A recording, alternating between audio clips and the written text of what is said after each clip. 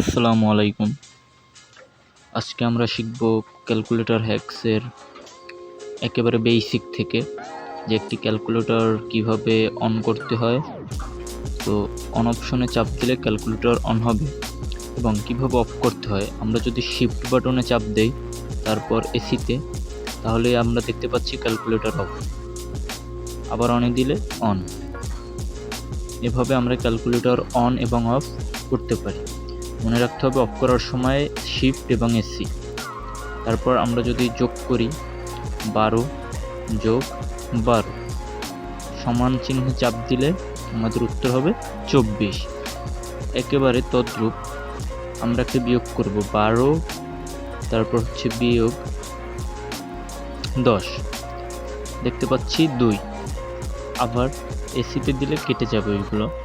আবার যদি 12 গুণ করব 12, 10, 120। আবার এসিতে দিলে ওইটা কেটে যাবে।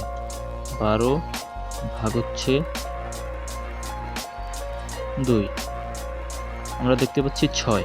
আবার এসিতে দেব, তাহলেই কেটে যাবে। এখন আমরা যদি কোনো সংখ্যা কাটতে হয় বা ডিলিট করতে হয়, একটা ভুল উঠাই, তাহলে ডিলিট এসির পাশে যে DEL এই অপশনে দিলে, এটা মানে ডিলিট, এটাই দিলে সংখ্যাটি ডিলিট হয়ে যাবে। Shift AC of. ধন্যবাদ সকলকে। আসসালামু আলাইকুম।